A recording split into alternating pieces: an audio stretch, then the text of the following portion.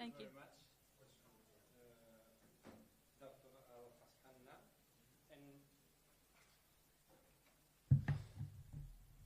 Well, our next speaker, most of you know him, so I think an introduction is not needed. Just Dr. Nicholas Al-Jeloo, independent scholar based in Ankawa, will delight us with a topic which is called Qdāltā, Ṣewārtā, Awdālā, and the importance of preserving modern Aramaic dialects.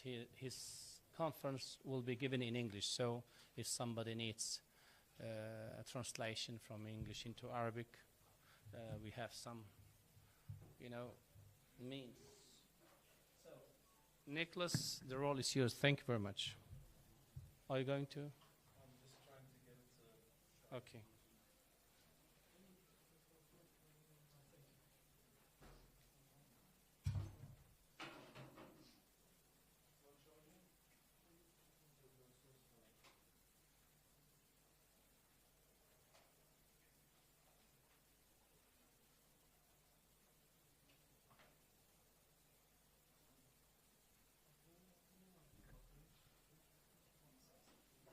Sometimes the technology, it needs its time. So just be patient, please, a bit.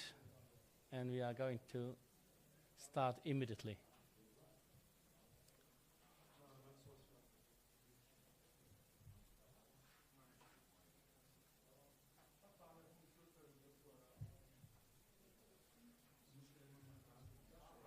لا بس أخذ أوكي.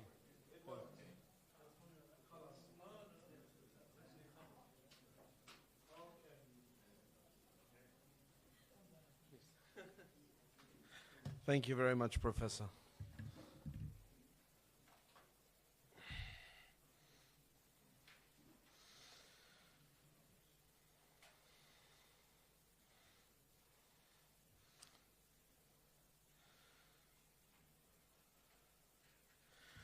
Okay, so good morning, everyone. And can everybody hear me?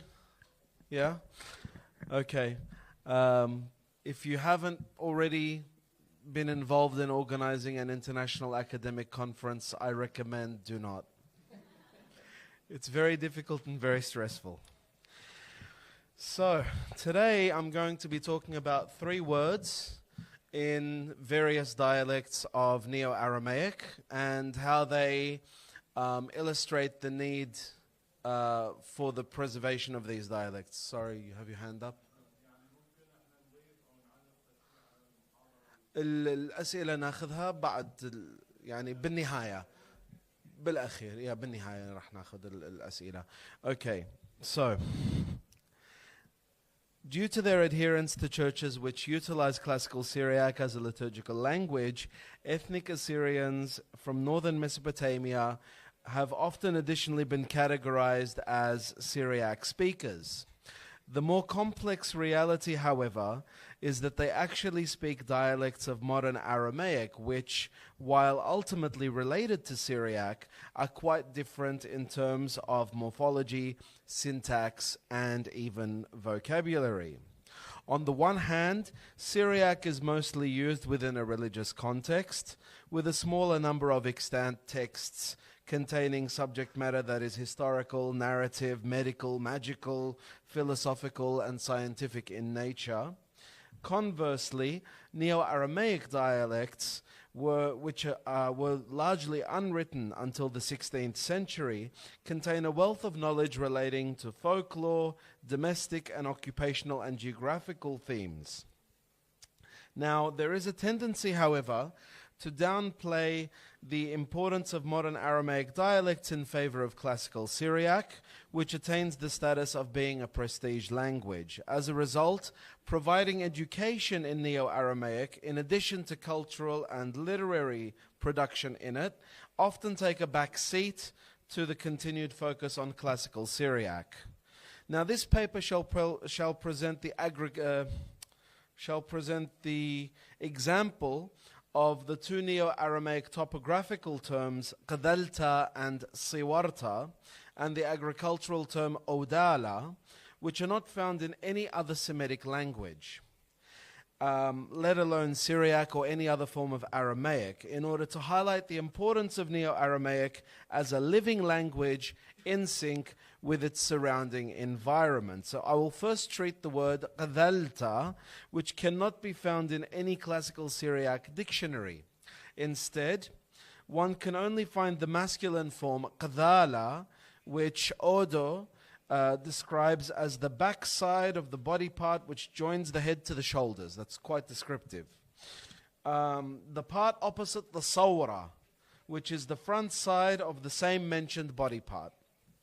Well, the 10th century bishop and Syriac linguist Hassan Barbahlul just defines it as the back of the Ṣewārtā. Now, Jesse Payne Smith explains it as the neck, the nape of the neck, and a few other things, while Costas additionally defines it as the bank of a river. Now, moreover, Yastrov's Judeo-Aramaic dictionary has Qdāl and Qdāltā, which he defines as the neck, the hind part of the head with the neck or the back. Now, basically this area here. So this word has a cognate in the Arabic qadal, meaning the back of the head or the nape of the neck, but no cognates seem to exist in Hebrew or Akkadian.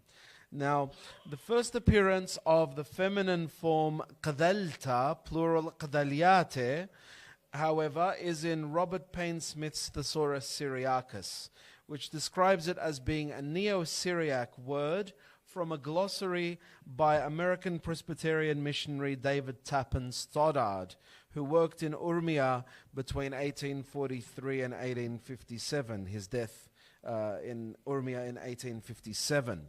Now, this is defined in Latin as via angusta per montes, a narrow road through mountains. Now, Maclean's Vernacular Syriac Dictionary defines it as a mountain pass or the neck of a bottle. Father Samuel David's English Chaldean Dictionary also lists it as meaning a mountain pass, while Alexander Oraham's Assyrian English Dictionary describes it as a pass, a depression in a range by which access may be had from one side to the other, a mountain pass. What is interesting here, however, is that the word only exists in modern Aramaic, not classical Syriac.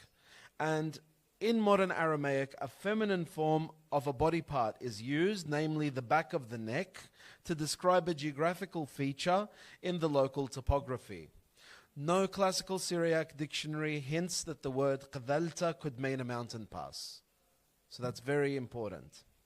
So, more obscure, however, is the topographical term Ṣewārtā, which does not even appear in any dictionaries of modern Aramaic. The closest words found in Maclean, David, and Oraham are surat or surta, meaning image, picture, etc. Nevertheless, these are definitely not the word that we are looking for. I first came across the word Ṣewārtā while reading the book of Ashitha by Odisho Malko, where he noted a geographical feature to the west of the village, and I'm sorry I don't have a better picture. He noted a geographical feature to the west of the village called Ṣewārtā Dione, meaning the Ṣewārtā of the doves.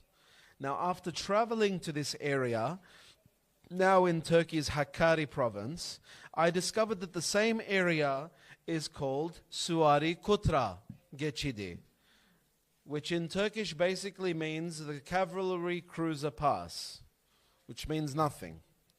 Now, I soon realized, however, that this was a Turkification of the local Kurdish name Suara Kotra, roughly translating to horsemen of the doves.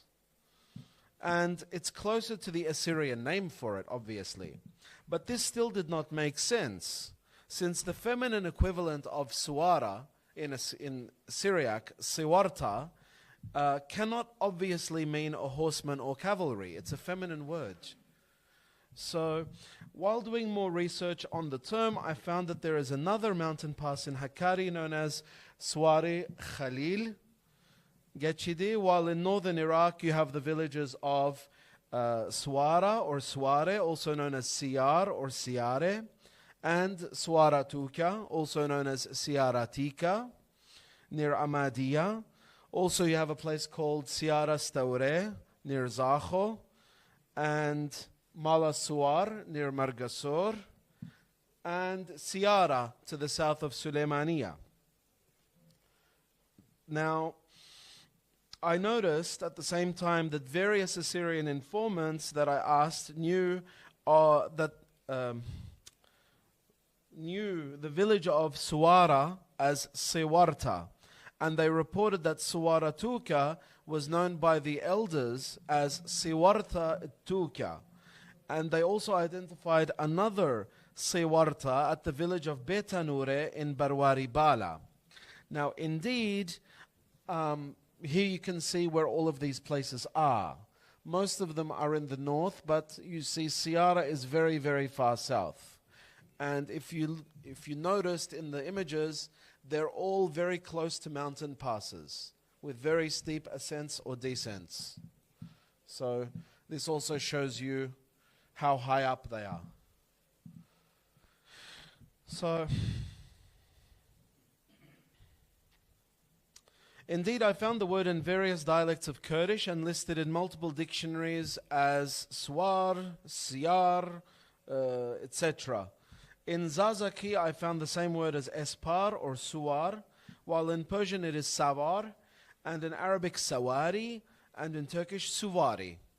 In all these languages, the word alludes to a cavalryman, rider, horseman, or knight, and can also mean to ride, mount, or get onto something, possibly deriving from the Persian word asp, meaning a horse. But again, I could neither find any relation to a geographical term such as a mountain pass, which in these languages, the same languages, is as follows. You have Berekachia, which means the neck of a mountain in Kurdish. You also have Gaurik, which means the throat. In Persian, Gardaneh Kohistan, the neck of the mountain. Or in Arabic, Thaniya, Mamar Jabali. In Turkish, Geçit Boğaz, which also means throat, which is very interesting. Okay, because remember we talked about Qdāltā, meaning the back of the neck. So, moreover, there is the classical Syriac word Ṣewārtā, which Robert Payne Smith defines as vertigo or staggering as a drunkard, and Payne Smith simply defines it as dizziness. Payne Smith further notes the Neo-Syriac masculine noun Ṣewārtā, which Sadak defined as a strap to keep the cap. I'm guessing it's one of these straps that you have under a hat. But these are definitely not the same as Ṣewārtā. We still haven't found Ṣewārtā in any dictionary. So on the other hand, an informant from the village of Dure in Barwari Bala reported that Ṣewārtā was a steep descent between two mountains.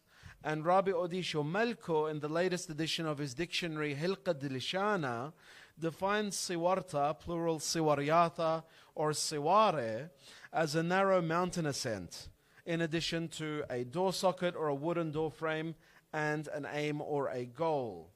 Thus, the similarity between Ṣewārtā and Qdāltā in referring to a mountain pass is very striking. Whereas Qdāltā is the feminine form of Qdālā, it appears that Ṣewārtā is the feminine form of Ṣawra, the masculine noun Ṣawra. Now, according to, see here you have the Qdālā, which is the nape and the back of the neck, and Ṣawra, which is the front.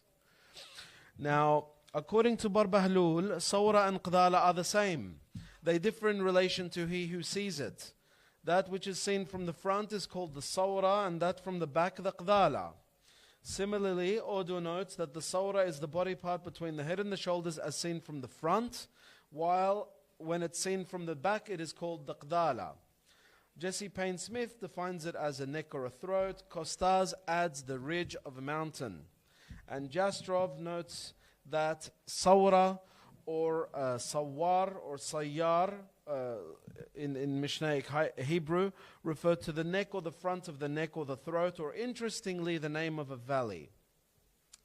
Now, the only Neo-Aramaic dictionary that lists the word, I should also note that Sawra is cognate with the Akkadian Sawarum, but there is no cognate in Arabic. Now, the only early Neo-Aramaic dictionary that lists the word is Orahams, which just defines it as the neck or the part of an animal connecting the head and the trunk or the body. On the other hand, in addition to the throat, neck, and a camel's hump, Manna defines Sawra in Arabic as Aqaba, meaning a mountain road, a steep pass or bottleneck, and further describes it as a narrow, arduous descent in the mountain. Murtaqa dayiq sa'ab fi jabal. So the evidence, therefore, points to the word Ṣewārtā having been borrowed from Aramaic into Kurdish and then subsequently into Turkish without translating it as a place name rather than a geographical term. This makes sense even more when Rabbi Odisho explained the meanings behind the names Ṣewārtā Diyawne and Ṣewārtā Ittuka. The first was a high rocky pass to which thousands of doves would flock in early spring and late autumn, benefiting from the warmth provided by the sun as it rose over the valley of Arush in the west and set over the valley of Ashitha in the east. Now the second was so named because one cannot perceive any danger from attack until he reaches the summit of the steep slope, and after which he would be too tired and it would already be too late. It was therefore hazardous, and many Assyrians came to be killed there by Kurdish bandits.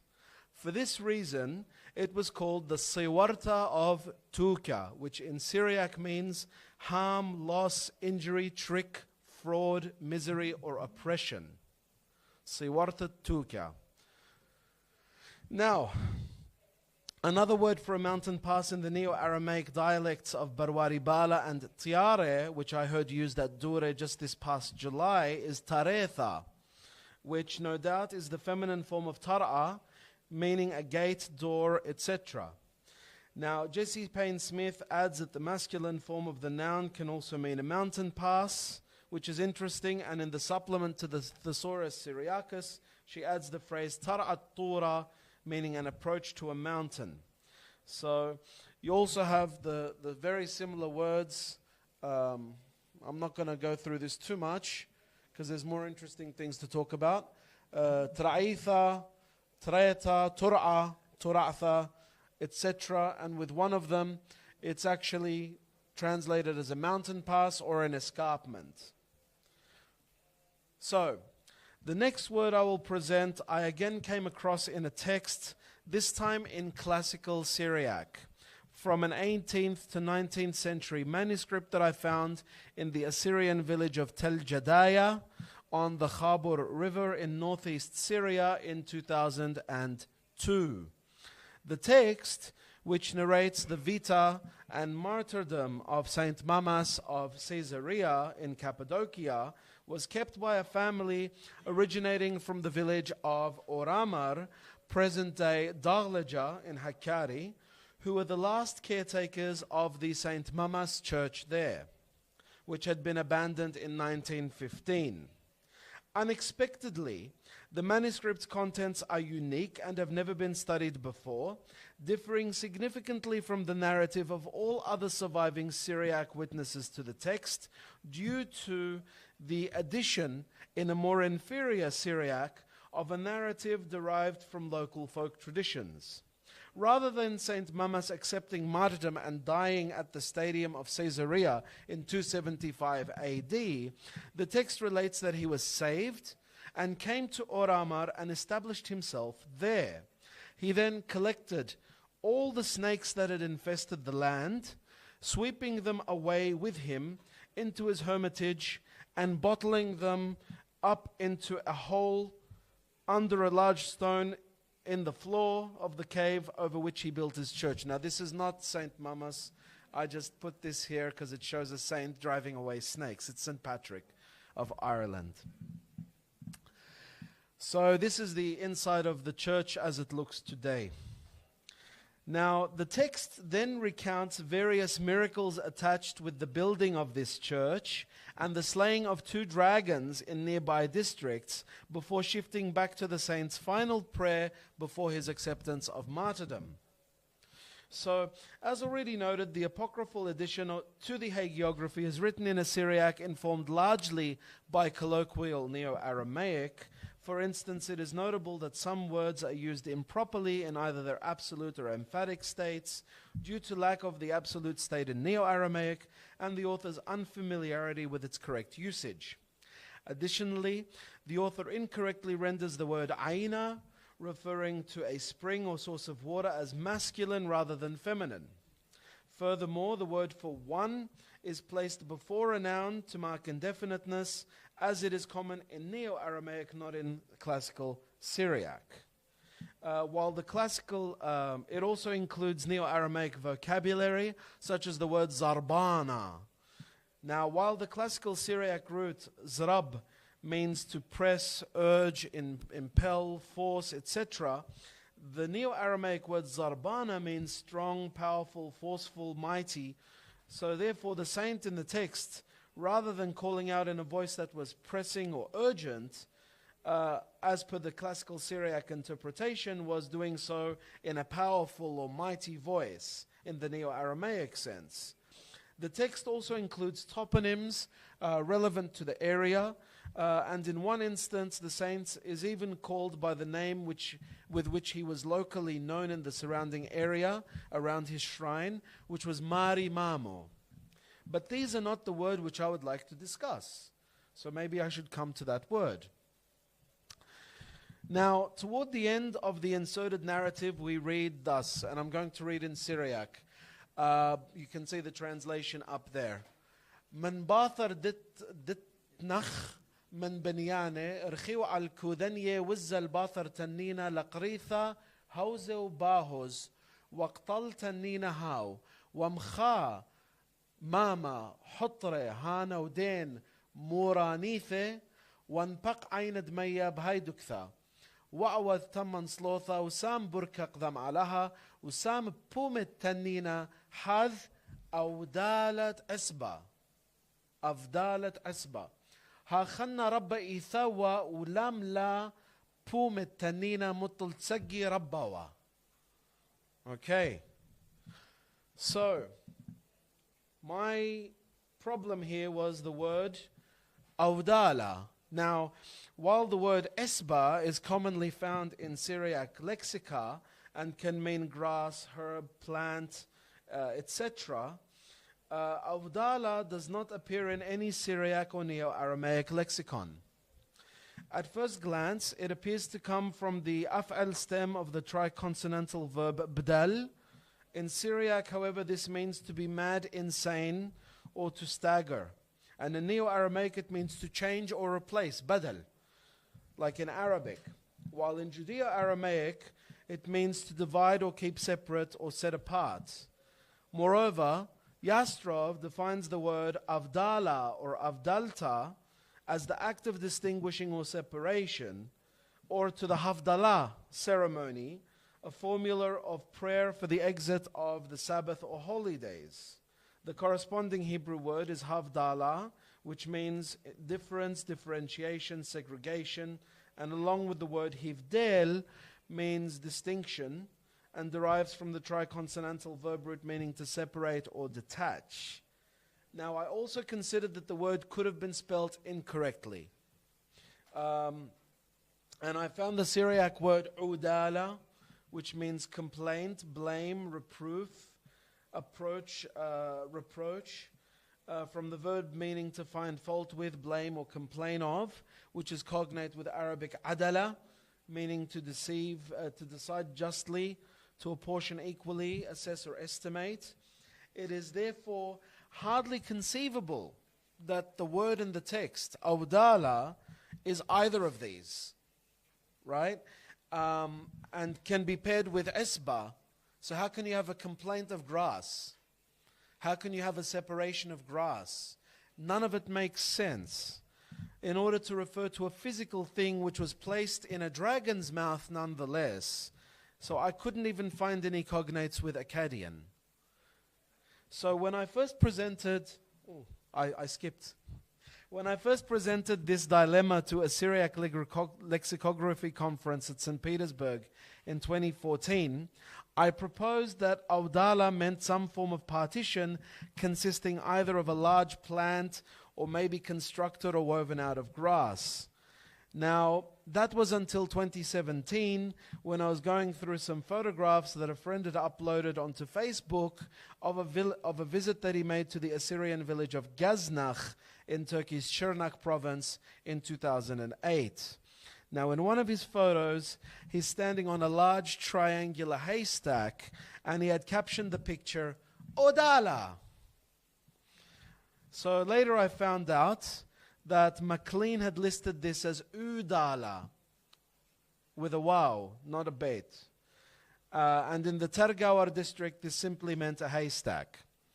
So although this may be related to Jesse Payne Smith's entry Uda, meaning a brand, firebrand, or stick for stirring the fire, it is not found in any other classical Syriac or Neo-Aramaic dictionaries.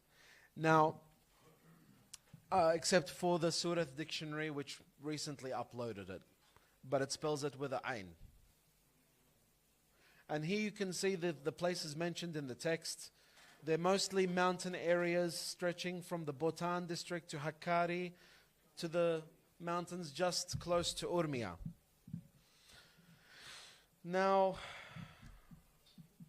this only made sense 2 years ago when I visited the village of Hose in the Albaq or Bashkale district of Turkey's Van province. There, locals directed me to a rock formation in the shape of a large snake with a wide gaping mouth, beside which bubbled a spring of water. I immediately recognized this as the scene described in the manuscript authored at Oramar, a 106-kilometer drive away, and realized how a large Awdālā, a haystack, could fit in its mouth. Now, as with every other living language, Neo-Aramaic has always been in sync with its surrounding environment. It had its own worldview and ways of expressing itself, storing centuries or millennia of its own knowledge and experiences within its stories, songs, and the vocabulary therein, often markedly different to the classical Syriac literary language used in religious circles. Once removed from its environment, however, much of this vocabulary dies due to lack of use, and unless properly documented, it then becomes irretrievable and enigmatic to future generations of scholars. I therefore commend the work of all those academics and language specialists who are tirelessly and systematically documenting Neo-Aramaic dialects that still survive.